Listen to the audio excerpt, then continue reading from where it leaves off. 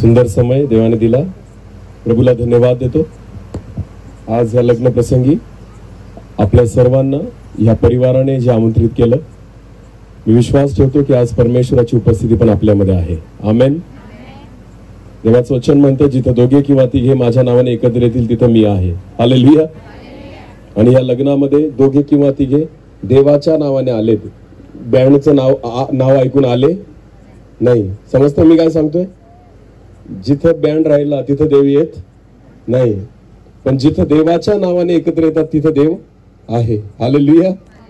म्हणून मी विश्वास ठेवतो की इथं आपण प्रभूसाठी आलेलो आहोत, म्हणून या लग्नाची सुरुवात देवाच्या उपस्थितीने होईल आणि नक्कीच परमेश्वर ह्या लग्न प्रसंगाला आशीर्वादित करेल। आमेन। आणि म्हणून थोडक्यात परमेश्वराचं वचन आपण बघणार आहोत, कारण वेळेचा भान मी ठेवेल म्हणून जास्त थांबणार नाही। तर जेवढं परमेश्वर जी गरज आहे आपल्याला, परमेश्वर ती पूर्ण करेल, आपण विश्वास ठेवू। हालेलुया। तयार आहात सगळेजण? ठीक आहे। यावेळेस आपण देवाच्या वचनाकडे जाऊ, एक छोटीशी प्रार्थना करू। सर्व शक्तिमान आमच्या जिवंत देवा, आकाश आणि पृथ्वीच्या उत्पन्न करत्या प्रभू, तुला धन्यवाद देतो, तुझी स्तुती करतो, कारण हा समय तुझ्याकडून आहे। मी प्रार्थना करतो देवा, आज या लग्न प्रसंगी परमेश्वर पिता, तू आमच्याशी बोल, जी गरज आहे तू आमच्याशी बोल दे बापा। आमच्यातल्या कमतरता, आमच्यातल्या उणिवा तू आम्हाला दाखव, आणि एका विवाहासाठी, एका परिवाराच्या सुरुवातीसाठी जी गरज आहे परमेश्वर, आज तुझ्या वचनाद्वारे पूर्ण कर। मी प्रार्थना करतो विशेष या समयाला परमेश्वर पिता, ज्या उभयतांचा विवाह होणार आहे त्या दोघं उभयतांशी तसंच त्यांच्या परिवारांशी तू बोल, आणि परमेश्वर येणारं वचन त्या उभयतांसाठी आणि आम्हा प्रत्येकासाठी आशीर्वादाचं कर। तू बोल, आम्ही ऐकत आहोत। केवळ आवाज माझा असावा, शब्द तुझे असावे, तूच उंचावला जावा आणि तुझंच कार्य व्हावं असं दे। सर्व आदर, मान, महिमा, गौरव, सन्मान तुझा आहे आणि तुलाच देतो। प्रार्थना येशू प्रभू तुझ्या पवित्र आणि गोड नावाने मागितली, आमेन। बायबल मधलं पहिलं लग्न कोणतं आहे? बायबल मधलं सर्वात पहिलं लग्न कोणतं आहे? मोठ्याने बोला। काय काय? आदाम आणि हवा। बायबल मधलं सर्वात पहिलं लग्न कोणाचं आहे? आदाम आणि हवा। बरं, दुसरा प्रश्न आहे, काय पहिलं लग्न आशीर्वादित झालं का? पहिलं लग्न आशीर्वादित झालं का? हा का नाही? मोठ्याने बोला, बोला, हा का नाही? बायबल वाचलंय? बायबल वाचलंय का? कोणत्या पुस्तकामध्ये लिहिलेलं आदाम आणि हवेचं? उत्पत्ती, पहिलंच पुस्तक, बरोबर आहे ना?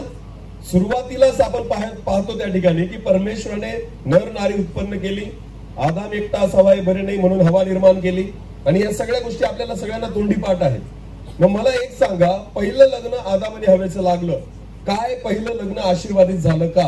हा का नाही? नीट उत्तर द्या। बरं ठीक आहे, पहिलं लग्न कोणी लावलं? लावलं कोणी? आताचं लग्न एखादे पास्टर लावतात, बरोबर आहे ना? देवाचे दास लावतात, बरोबर आहे की नाही? ज्यांना दीक्षा मिळालेली आहे किंवा ज्यांना अधिकार मिळालेला आहे ते लावतात, पण पहिलं लग्न कोणी लावलं? डायरेक्ट कोणी लावलं? देवाने। हालेलुया। आताच्या लग्नामध्ये देवाचे सेवक लग्न लावतात, आशीर्वाद कोण देतात? लग्न लावल्यानंतर आशीर्वाद कोण देतात? सर्व देवाचे दास, बरोबर आहे ना? मला सांगा, पहिल्या लग्नात आशीर्वाद कोणी दिला? देवाने दिला। हालेलुया। म्हणजे लग्न लावणारा पण परमेश्वर होता आणि त्यांच्यासाठी आशीर्वाद देणारा पण कोण होता? देव होता। तरी सुद्धा ते लग्न आशीर्वादित होऊ शकलं नाही। समजतं मी काय सांगतोय? फरक नाही पडत की आशीर्वाद देवाने दिला, त्याच्या मागे कारण आहेत। हालेलुया। आज आपण बघणार आहोत की लग्न हे केव्हा आशीर्वादित होतं आणि पहिलं लग्न का आशीर्वादित नाही झालं। वास्तविक बघता जोडीदार निवडून देणारा परमेश्वर होता, हवेला आदामाकडे आणणारा परमेश्वर होता, त्या दोघांना एकत्र करणारा परमेश्वर होता, त्यांच्यासाठी एदेन बाग निर्माण करणारा परमेश्वर होता, त्यांना सर्व प्रकारच्या उत्तम आशीर्वादाची घोषणा करणारा परमेश्वर होता। एवढं सगळं असून सुद्धा पहिलं लग्न आशीर्वादित होऊ शकलं नाही। तुम्हाला माहितीये, आदाम आणि हवेचे मुलं एदेन बागेत जन्माला आले का एदेन बागेच्या बाहेर? याचा अर्थ त्यांच्या कुटुंबाची सुरुवात एदेन बागेमध्ये झाली नाही, त्यांची सुरुवात कुठे झाली? एदेन बागेच्या बाहेर। सर्व उत्तम आशीर्वाद कुठे होते? आतमध्ये का बाहेर? आतमध्ये. याचा अर्थ त्यांच्या पिढीला कोणतेच उत्तम आशीर्वाद ते बघू शकले? त्यांचे संतती, त्यांचे मुलं एदेन बाग बघू शकले नाही. एदेन बागेतलं सुख, एदेन बागेतला आनंद, एदेन बागेतला आशीर्वाद ते पाहू शकले नाही. Hallelujah, hallelujah. समजते का मी काय सांगतोय? माझ्याकडे लक्ष द्या सगळ्यांनी. एदेन बागेतला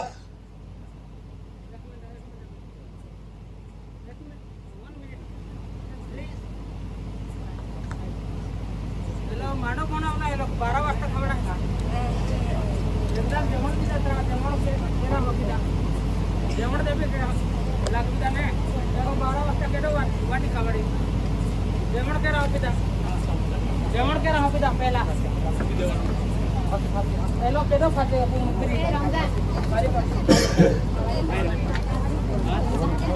12 वाजले.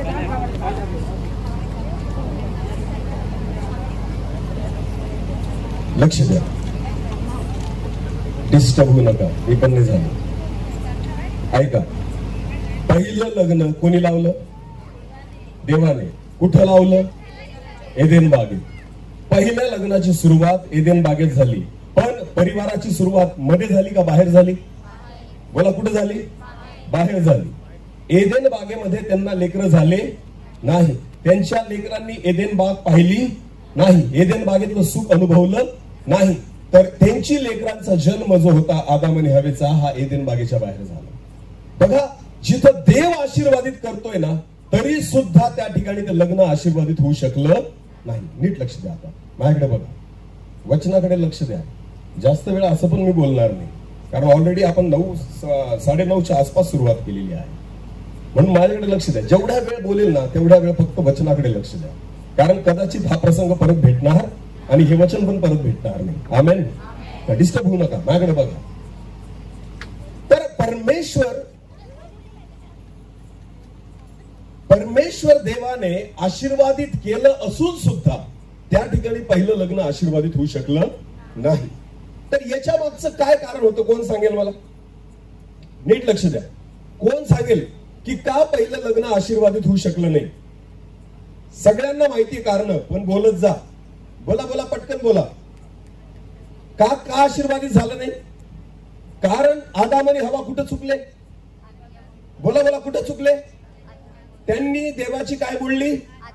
आज्ञा मोडली. कशी मोडली? देवाने सांगितलेलं होतं हे फळ खायचं, आणि त्यांनी जाऊन काय केलं? ते फळ. बऱ्याचदा आपल्याला असं वाटतं की फळ खाल्लं, आज्ञा मोडली म्हणून ते श्रापित झाले. पण तुम्हाला माहितीये कारण अजून वेगळं आहे. जर बायबल देवाच्या वचनामध्ये पहिलं लग्न श्रापित झाल्याचं कारण जर तुम्ही नीट बघाल ना, तर ते कारण तुम्हाला वेगळं दिसून येईल. चला एक वचन वाचू आपण. एक वचन वाचू. उत्पत्तीचं पुस्तक काढा.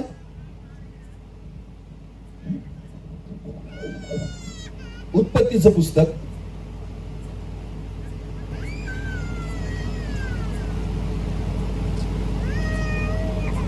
याचा 3रा अध्याय. उत्पत्तीचं पुस्तक याचा 3रा अध्याय आणि 16 वचनापासून पुढे वाचू आपण. उत्पत्तीचं पुस्तक याचा 3रा अध्याय वचन 16 पासून पुढे. तो स्त्रीला म्हणाला, मी तुझे दुःख व तुझे गर्भधारण बहुगुणित करीन. तू क्लेशाने लेकरे प्रसवशील. तरी तुझा ओढा नवऱ्याकडे राहील आणि तो तुझ्यावर स्वामित्व चालविल. आता 17वं वचन नीट ऐका. हा, आदामाला परमेश्वर म्हणाला, तू आपल्या स्त्रीचे ऐकले. काय म्हटला परमेश्वर? तू आपल्या. परमेश्वर आदामाला हे नाही म्हटला की तू फळ खाल्लं. परमेश्वर आदामाला म्हटला, तू आपल्या स्त्रीचे ऐकले. याचा अर्थ तू कोणाचं ऐकायचं होतं? देवाचं. आज्ञा कोणी दिलेली होती? मी तुझ्याशी बोललो, मी तुला आज्ञा दिली, मी तुला सांगितलं होतं ते फळ खायचं नाही. परमेश्वर ज्यावेळेस आदामाला दोष लावतोय ना, तर परमेश्वर आदामाला हे नाही म्हणत की तू फळ का खाल्लं. बिलकुल नाही. परमेश्वर काय म्हणतो, तुला मी श्राप ह्यासाठी देतोय की तू कोणाचं ऐकलं, स्त्रीचं ऐकलं. तुम्हाला माहितीये ज्या वेळेस परमेश्वराने हवेला विचारलं की तू हे का केलं, तर हवा म्हणते की मला सैतानाने भुरळ घातली. कोणी भुरळ घातली? सापाने मला काय घातली, भुरळ घातली. कारण हवेने पण कोणाचं ऐकलं, हवेने पण कोणाचं ऐकलं, बोला कोणाचं, सापाचं. तुम्हाला माहिती प्रॉब्लेम फळ खाणं नव्हता, सुरुवात पापाची इथून झाली की त्यांनी चुकीच्या गोष्टींचं ऐकलं. आमेन. ज्यांचं ऐकायला नको त्यांचं त्यांनी ऐकलं, देवाचं ऐकलं नाही. देवाचं न ऐकल्यामुळे पहिला परिवार श्रापित झाला. देवाचं न ऐकल्यामुळे पहिलं लग्न श्रापित झालं. नीट लक्ष द्या. बऱ्याचदा आपल्याला वाटतं फळ तर नंतरची गोष्ट आहे, फळ खाल्लं ही नंतरची गोष्ट आहे. सर्वात महत्वाची गोष्ट ही आहे की ज्यांचं ऐकायला नको त्यांचं त्यांनी ऐकलं. पती पत्नी जेव्हा लग्नाची सुरुवात होते, ज्यावेळेस परिवाराची सुरुवात होते, लक्षात घ्या तुम्ही दोघांनी एकमेकांचं ऐका, पण त्याही पेक्षा अगोदर कोणाचं ऐका, देवाचं. दोघांनी परमेश्वराचं ऐकून जर चाललं ना, मी तुम्हाला सांगतो तुमचा परिवार आशीर्वादित होईल. Hallelujah, hallelujah. जर पती आणि पत्नी हे देवाच्या अधीन असतील, जर हे दोघं देवाचं ऐकून चालतील, जर परमेश्वराच्या वाणीकडे त्यांचं लक्ष असेल ना, मी तुम्हाला सांगतो परिवार आशीर्वादित झाल्याशिवाय राहणार नाही. एक वचन वाचू, स्तोत्रसंहिता अध्याय 119. स्तोत्रसंहिता अध्याय 119 आणि वचन 24 वाचू आपण. स्तोत्रसंहिता अध्याय 119 वचन 24. वचनात असं म्हटलेलं आहे, तुझे निर्बंध मला आनंददायी आहेत आणि ते माझे मंत्री आहेत. हालेलुया. देवाचं वचन काय म्हणतं, तुझं वचन, तुझे निर्बंध हे मला आनंददायी आहेत आणि ते माझे मंत्री आहेत. हालेलुया. बऱ्याचदा नवरा बायकोला काय म्हणतो, बायको घरातली गृहमंत्री आहे. काय म्हणतात, बऱ्याच जणांच्या तोंडून ऐकतो मी हे शब्द की घरातला गृहमंत्री कोण आहे, बोला बोला बोला बोला, बायको. आता जुलेश ब्रदर पण माझ्यासोबत इथं आलेले ना, ते बऱ्याचदा म्हणतात कोणाचा फोन आला तर ते म्हणतात गृहमंत्र्याचा. कोणाचा, गृहमंत्र्याचा. पण तुम्हाला माहितीये ऍक्च्युली गृहमंत्री कोण असायला पाहिजे आपल्या घराचा, आपल्या घराचा गृहमंत्री कोण असला पाहिजे, देव. बोला कोण, परिवाराचा मंत्री. बायबल देवाचं वचन म्हणतं तुझे निर्बंध आम्हाला आनंददायी आहेत आणि बायबल असं म्हणतं, पुढे काय म्हटलेलं आहे तिथं वाचा परत एकदा, तुझे निर्बंध मला आनंददायी आहेत, ते माझे मंत्री आहेत. हालेलुया. माझे मंत्री ते आहेत, मला चालवणारे ते आहेत, मला अधीनतेत ठेवणारे ते आहेत. मी तुझ्या वचनाला ऐकून चालतो. हालेलुया. त्यांच्या अधीनतेमध्ये राहतो, ते माझ्यावर शासन करतात, तुझे वचन मला चालवते, असं या वचनामध्ये लिहिलेलं आहे. लक्षात घ्या, परिवाराचे मंत्री जर देवाचं वचन असेल ना किंवा परमेश्वराची आज्ञा असेल ना, मी तुम्हाला सांगतो तो परिवार त्या ठिकाणी श्रापित होऊ शकत नाही. हालेलुया. गृहमंत्री जो घरातला आहे ना, तो मंत्री पत्नी नाहीये, तो मंत्री परमेश्वर आहे. हालेलुया. जेव्हा तुमचं घर देव चालवतो, जेव्हा तुमचं घर देवाच्या अधीन असतं, ज्यावेळेस तुमचा परिवार परमेश्वराच्या नियंत्रणामध्ये असतो, मी तुम्हाला विश्वासाने सांगतो तो परिवार आशीर्वादित झाल्याशिवाय राहत नाही. म्हणून त्या ठिकाणी दावीद म्हणतो की तुझे निर्बंध मला आनंददायी आहेत आणि ते माझे मंत्री आहेत. हालेलुया. ते माझे काय आहेत, मंत्री आहेत. याचा अर्थ मी त्यांचं ऐकून चालतो, मी त्यांच्या अधीनतेमध्ये राहतो. म्हणून मी तुम्हाला सांगतो पती पत्नी यांनी कोणाचं ऐकलं पाहिजे, देवाचं. हालेलुया. मी काल पण एका ठिकाणी लग्नात होतो, मी तिथं काल एक प्रश्न विचारला, जगातलं सगळ्यात पहिलं नातं कोणतं आहे, परत तुम्हाला विचारतो, सांगा जगातलं पहिलं नातं कोणतं आहे. नातं कळतं का तुम्हाला, पती पत्नी किंवा आई वडील किंवा लेकरं, कोणतं आहे पहिलं नातं, कोणतं आहे, कोणाचं, देवाचं नातं. हालेलुया.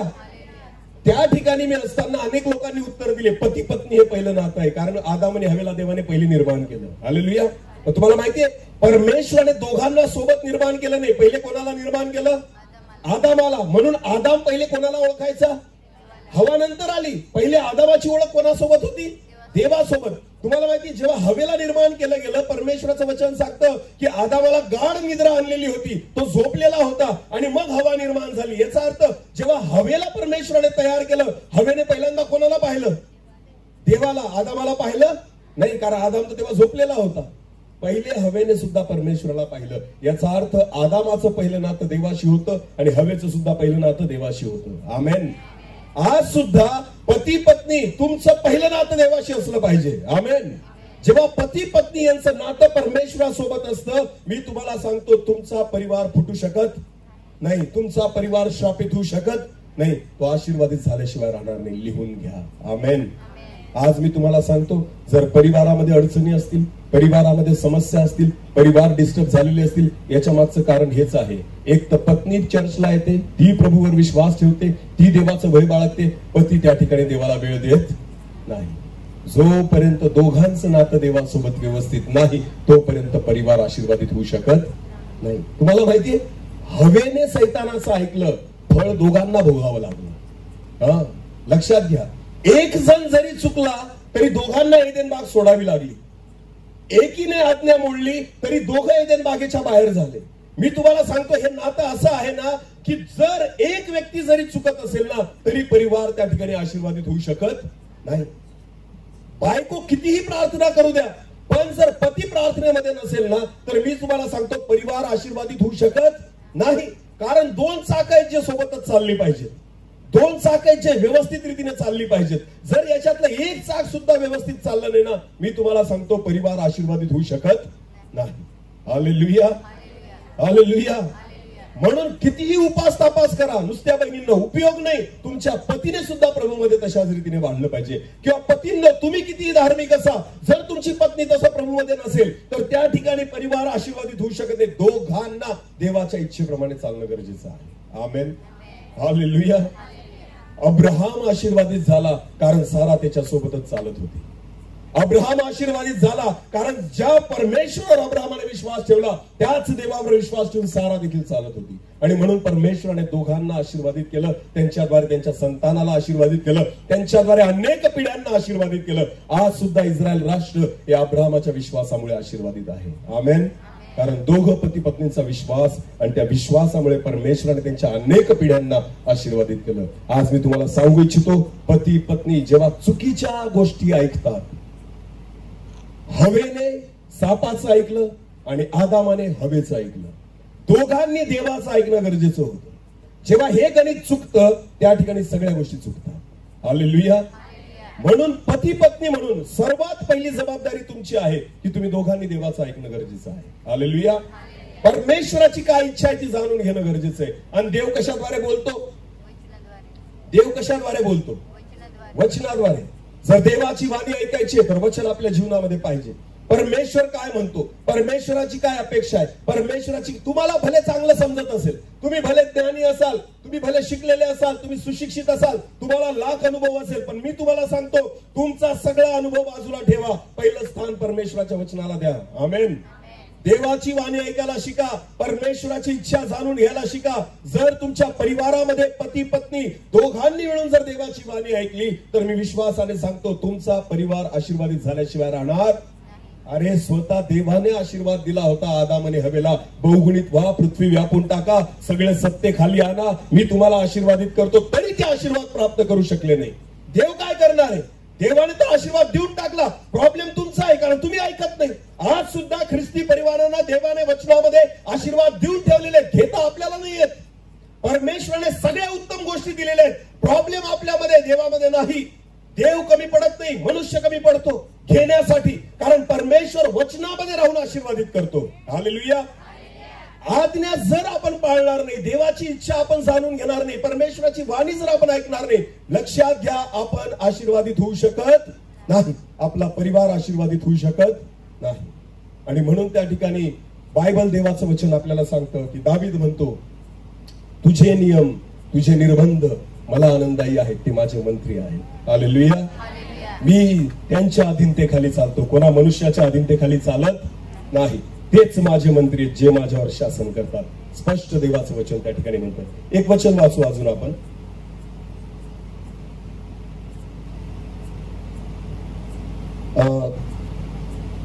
प्रगटीकरण याचा 3रा अध्याय, प्रगटीकरण याचा 3रा अध्याय, वचन 1 ते 3 आपण वाचून घेऊ. प्रगटीकरण 3 वचन 1 पासून 3. मंडळीच्या दूताला लिही, ज्याच्या जवळ देवाचे 7 आत्मे आहेत व 7 तारे आहेत, तो असे म्हणतो, तुझी कृत्य मला ठाऊक आहेत, तू जिवंत आहेस असे तुझ्याविषयी म्हणतात, परंतु तू मेलेला आहेस. तू जागृत हो, जे मरणाच्या पथास लागलेले आहे ते सावरून धर, कारण तुझी कृत्य माझ्या देवाच्या दृष्टीने पूर्ण अशी माझ्या पाहण्यास आली नाहीत. नीट लक्ष द्या. देवाचं वचन म्हणतं, तुला वाटतं की तू जिवंत आहे, पण बायबल म्हणतं तू मेलेला आहेस, मरणाच्या पथास लागलेला आहेस. देवाचं वचन म्हणतं. हालेलुया. माझ्याकडे बघा, एखादा व्यक्ती जर मेला, काय तो आपला ऐकू शकतो का? काय आपण त्याच्याशी बोलू शकतो का? काय तो आपल्याशी बोलू शकतो का? नाही. मरण काय असतं माहिती का? मेल्यानंतर जगाचा आणि त्याचा संपर्क तुटून जातो. तो बोलू शकत नाही, तो ऐकू शकत नाही. तुम्हाला माहिती, आत्मिक रीतीने जे लोक मरून जातात ते देवाची वाणी ऐकू शकत, देवासोबत बोलू शकत. ज्यांनी बोलणं थांबवलेलं आहे, ज्यांनी देवाची वाणी ऐकणं बंद केलेलं आहे, ज्यांना परमेश्वर काय बोलतो समजत नाही, ज्यांच्याशी परमेश्वर बोलत नाही, जे स्वतः परमेश्वराशी बोलत नाही, लक्षात घ्या, ही मृतावस्था आलेली आत्मिक जीवनामध्ये. मनुष्य मरत चाललेला आहे, कारण त्याला आता ऐकायला येत नाही, कारण तो आता बोलू शकत नाही. अनेक लोकांनी प्रार्थनेचं जीवन सोडून दिलेलं आहे. अनेक लोकांना प्रार्थना म्हणजे काय वाटते? 10 मिनिटाची, बस रात्री झोपताना प्रार्थना करायची आणि सकाळी उठल्यानंतर प्रार्थना करायची. याला प्रार्थना नाही म्हणत. प्रार्थना म्हणजे देवासोबत वेळ घालवणं, प्रार्थना म्हणजे देवासोबत बोलणं, प्रार्थना म्हणजे परमेश्वरासोबत संगती करणं, प्रार्थना म्हणजे देवाला आपलं मन मोकळं करणं, प्रार्थना म्हणजे देवाचं ऐकून घेणं, प्रार्थना म्हणजे देवाची इच्छा समजून घेणं, प्रार्थना म्हणजे आपल्याला वाटतं फक्त मागणं याला प्रार्थना म्हणत नाही. परमेश्वराशी संगती करणं याला प्रार्थना म्हटलं जातं. हालेलुया. म्हणून आपली प्रार्थना 10 मिनिटाच्या वर टिकत नाही का? कारण आपण फक्त लिस्ट घेऊन बसतो. ती यादी संपली की आपला प्रार्थना संपते. तुम्हाला मी सांगतो, तुमची प्रार्थना संपणार नाही जर तुम्ही यादी घेऊन बसणार नाही. जेव्हा तुम्ही देवाशी बोलायला तयार व्हाल, जेव्हा तुम्ही देवाचं ऐकायला तयार व्हाल, तासन तास तुम्ही प्रार्थना करू शकतात. मी तुम्हाला सांगतो. पण जेव्हा एक यादी घेऊन तुम्ही बसतात ना, 10 मिनिटाच्या वर तुम्ही प्रार्थना करू शकत नाही, कारण ती यादी 10 मिनिटात संपून जाते. तुमचं मागणं 10 मिनिटात संपून जातं. त्याच्यानंतर परमेश्वराची अपेक्षा असते, आता माझं तर ऐक, आता मी काय सांगतो ते तर पहा. अरे, देवाच्या उपस्थितीत बसणं म्हणजे प्रार्थना आहे. परमेश्वराची इच्छा जाणून घेणं म्हणजे प्रार्थना आहे. परमेश्वराची स्तुती वर्णन करणं म्हणजे प्रार्थना आहे. देवाला समजून घेणं म्हणजे प्रार्थना आहे. देवाच्या सानिध्यात वेळ घालवणं म्हणजे प्रार्थना आहे. तासन तास निघून जातील. मी तुम्हाला सांगतो, तुमची प्रार्थना संपणार नाही. आज हे जीवन अनेक लोकांचं नाहीये. मी तुम्हाला सांगतो, अनेक लोकांचं असं जीवन राहिलेलं नाही. मग काय वाटतं तुम्हाला? जर देव तुमच्याशी बोलू शकत नाही, तुम्ही देवाशी बोलू शकत नाही, मृतावस्था आलेली आहे. यालाच म्हणतात आत्मिक मरण. बायबल म्हणतं, तुला वाटतं तू जिवंत आहे, पण तू मेलेला आहेस. देवाचं वचन. नीट लक्ष द्या. देवाचं न ऐकणं म्हणजेच मरण आहे. ज्याच्या कानावर देवाचे शब्द पडत नाही ते आत्मिक मरण आहे. मी तुम्हाला सांगतो, प्रारंभी शब्द होता, शब्द देवाचा होता आणि शब्दच देव होता. देवाचं वचन म्हणतं, जर मी देवाला ऐकू शकत नाहीये, देवाला समजू शकत नाहीये, तर लक्षात घ्या, मी जीवनापर्यंत पोहोचू शकत नाहीये, कारण जीवन देवामध्ये आहे. आमेन. हालेलुया. ऐकणं शिका. चुकीचं ऐकाल, चुकीच्या गोष्टींच्या मागे जाल, तर ही परिस्थिती जी आदाम आणि हवेच्या जीवनामध्ये आली ना, एदेन बागेतून बाहेर काढलं, संसाराची सुरुवात खडतर झाली. पण जर देवाची वाणी ऐकली असती, देवाच्या इच्छेप्रमाणे चालले असते, तर संसाराची सुरुवात एदेन बागेतच झाली असते. हालेलुया. आज आशा जी लग्न प्रसंगी त्या ठिकाणी बांधली जाणार आहे, उद्या मी विश्वास ठेवतो की हे दोघं उभयता परमेश्वराची वाणी ऐकतील. आमेन. लग्नाची सुरुवात देवाची इच्छा जाणून घेऊन करतील. हालेलुया. की माझ्या देवाला काय आवडतं. सिस्टर, ते पुढचं वचन वाचा. हा, प्रगटीकरण. म्हणून तू कसे स्वीकारलेस व ऐकलेस. काय म्हटलेलं आहे? तू कसे स्वीकारले व ऐकलेस याची आठवण कर. आमेन. ऐकण्यावरच परमेश्वराचं वचन भर देते की तू कसं स्वीकारलं आणि कसं ऐकलं ना याची आठवण कर. आदाम आणि हवेने आठवायचं होतं की देवाने मला काय आज्ञा दिली आहे की फळ खाऊ नको. त्यांना आठवलं नाही. काय ऐकलं होतं त्यांना आठवलं नाही. त्यांना हे आठवलं, हवेला सैतानाचे शब्द आठवले आणि आदामाला हवेचे शब्द आठवले, पण दोघांना देवाचे शब्द आठवले नाही. नीट लक्ष द्या. हवा म्हणती की मला सापाने भुरळ घातली, याचा अर्थ तुला सापाचे शब्द लक्षामध्ये आहे, देवाचे शब्द लक्षात नाही. आणि आदाम म्हणतो की मला हवेने त्या ठिकाणी सांगितलं, मी तिचं ऐकलं. तर त्या ठिकाणी तुला देवाचे शब्द माहिती नाही, पण तुला हवेचे शब्द ऐकायला येतात. ज्या वेळेस तुम्ही देवाचं सोडून कोणाचंही ऐकाल ना, मी तुम्हाला सांगतो आशीर्वादित होऊ शकणार नाही. आज गरज आहे की मनुष्याने देवाचं ऐकावं, तर तुमचा परिवार आशीर्वादित होईल, अन्यथा आशीर्वादित होणार नाही. Hallelujah, hallelujah. देवाची वाणी ऐका. बायबलमध्ये इतकं सुंदर उदाहरण आहे, तुम्हाला मी सांगतो की एवढ्या त्रासामध्ये असताना सुद्धा ना त्याने मनुष्याची वाणी नाही ऐकली. एक वचन वाचू, इयोबाचं पत्र काढा पटकन. इयोबाचं पुस्तक, इयोबाचं पुस्तक याचं 2 अध्याय वचन 7 ते 10 वाचा. इयोब 2 वचन 7 ते 10. मग सैतान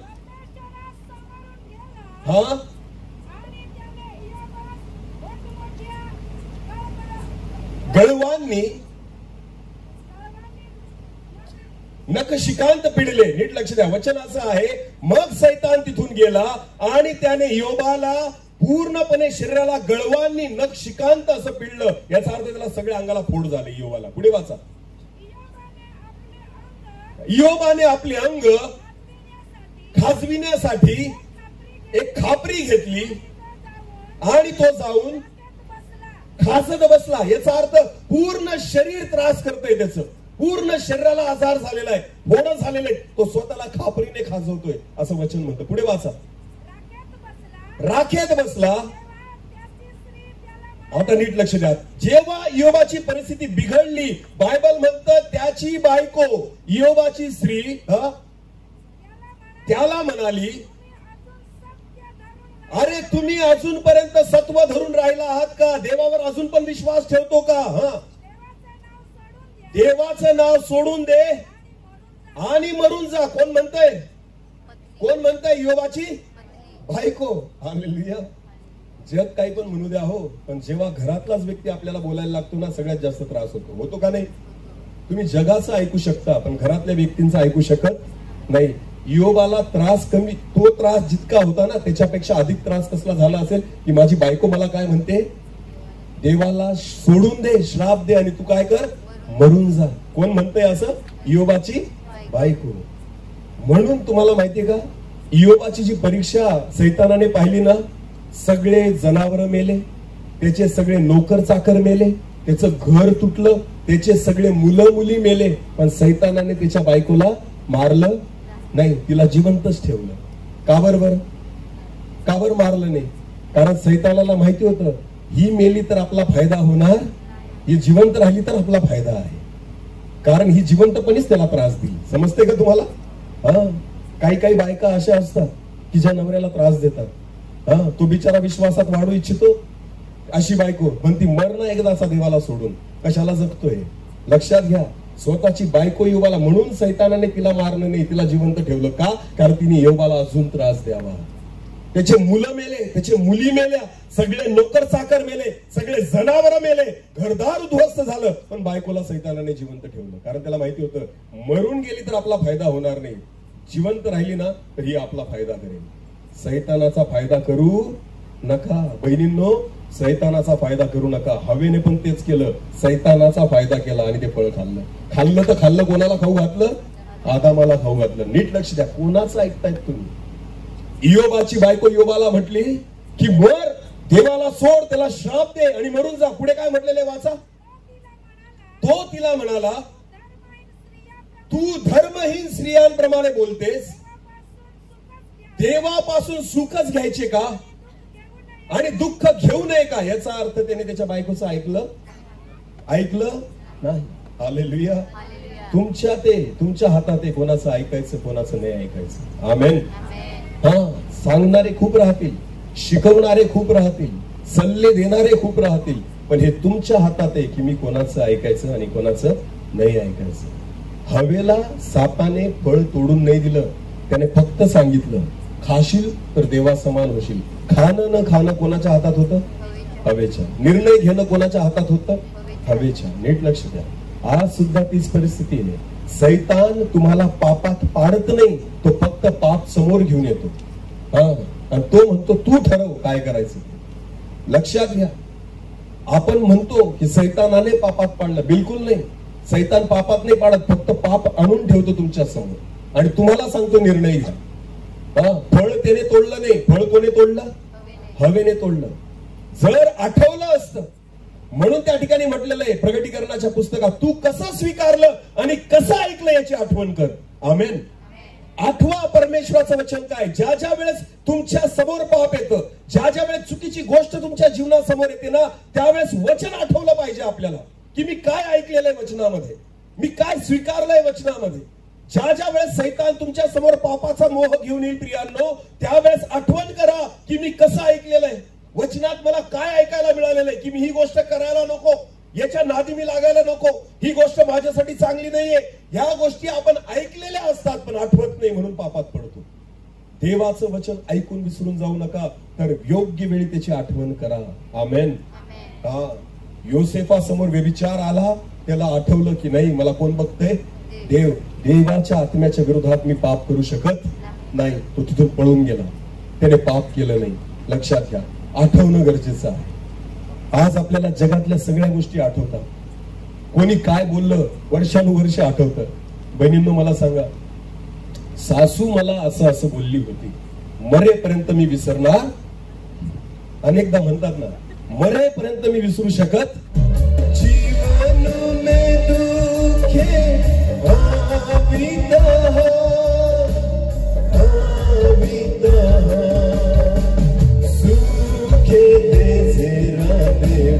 संभाळीले जे, सुखे दे जेरा देव संभाळीले जे. ओ मा देवा, ओ मा प्रभु, जीवन मातु सुखी राधे जे. ओ मा देवा,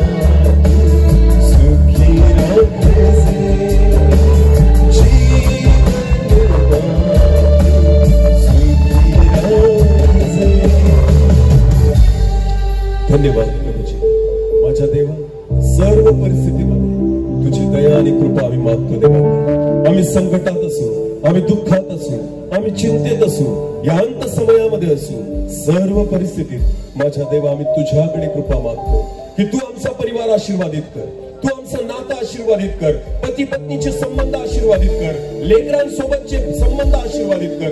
हे नातं प्रभू तुझ्याद्वारे तू आशीर्वादित कर. आम्ही तुझं ऐकून चालावं असं होऊ दे प्रभूजी. मी विशेष प्रार्थना करतो आशासाठी आणि पियुषसाठी.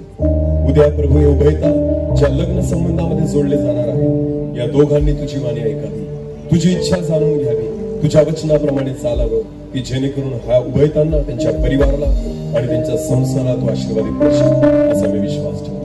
या दोघ उभयतांचं जीवन मी तुझ्या हाती सोपवतो. धन्यवाद प्रार्थना ऐकलीस त्याबद्दल. जे वचन पेरलं गेलं 30 पट, 60 पट, 100 पट फळ देणारं कर. सर्व आदर, मान, महिमा, गौरव, सन्मान तुझा आम्ही तुलाच देतो. प्रार्थना येशू प्रभू तुझ्या पवित्र गोड पराक्रमी नावाने मागितली म्हणतो आहे. आमेन.